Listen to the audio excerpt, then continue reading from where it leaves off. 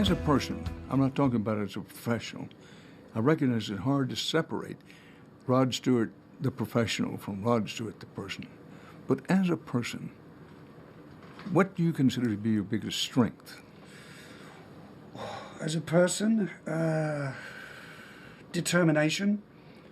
I think determination has always gotten me through since I was a little kid.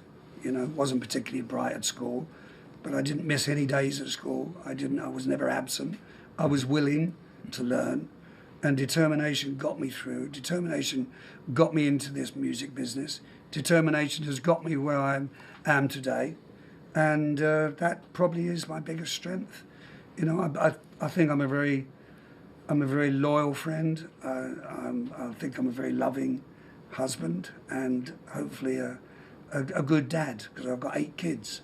So I have to be a different dad to each one of them, because they're all, you know, the oldest is in her 50s and the youngest is 7. So I can't be the same dad to the 7-year-old as I can to the 25-year-old. Well, since you bring up the subject, correct me if I'm wrong, you have 8 children, 3 marriages, but 8 children with 5 women. The question is, it's got to leave wounds.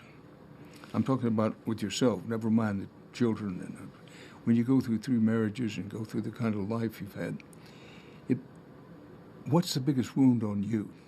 You know, it's so difficult. You know, the one marriage that fell apart, and Rachel, she left me, and I didn't have the tools to deal with it because no one had ever left me.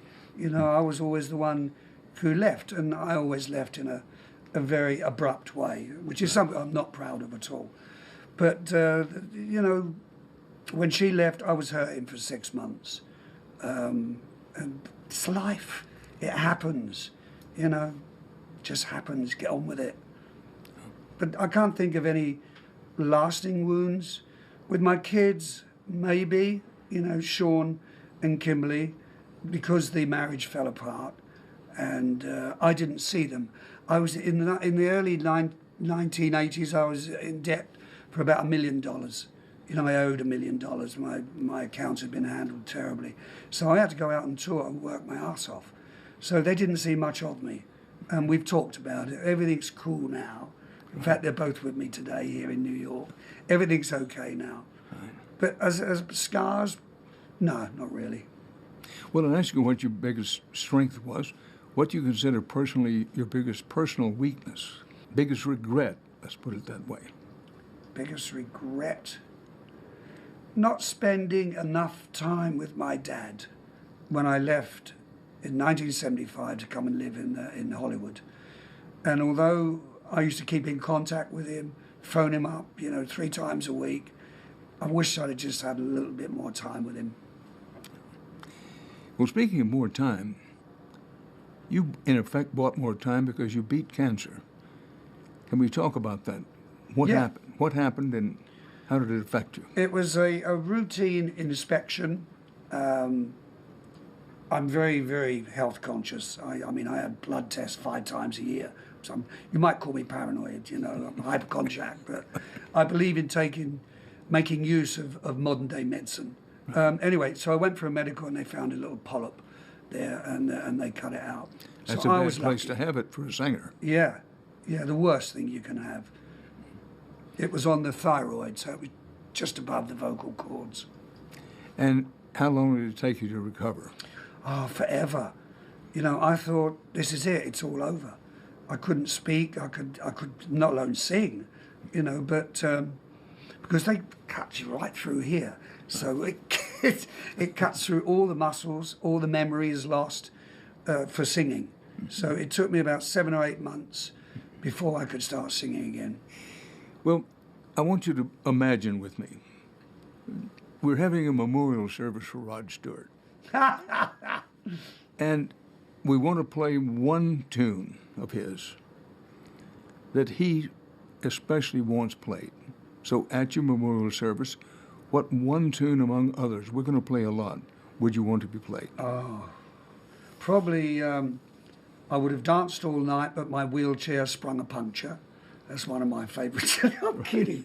Probably. I just hope so. There's a song on the album called Farewell, on this new album, which is about one of my dear close friends who passed away a few years ago.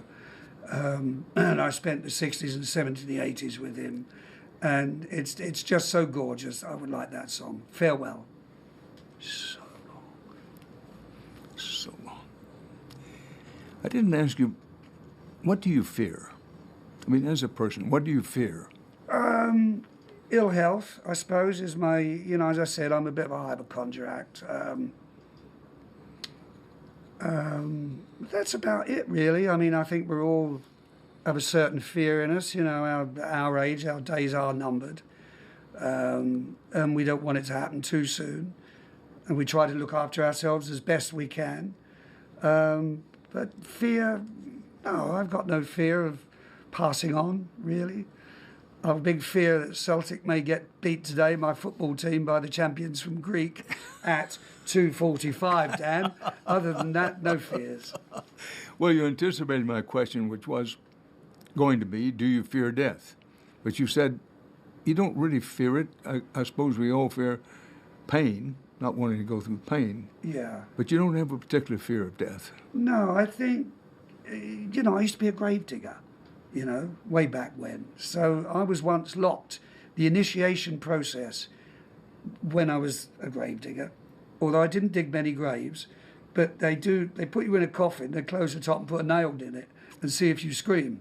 Absolutely right, this happened to me. I don't know whether this is why I haven't got a fear You're putting of death. me on. No, I'm not. I was a grave digger. Wow. I used to go and measure the plots out, just for a few weeks. But that was the initiation.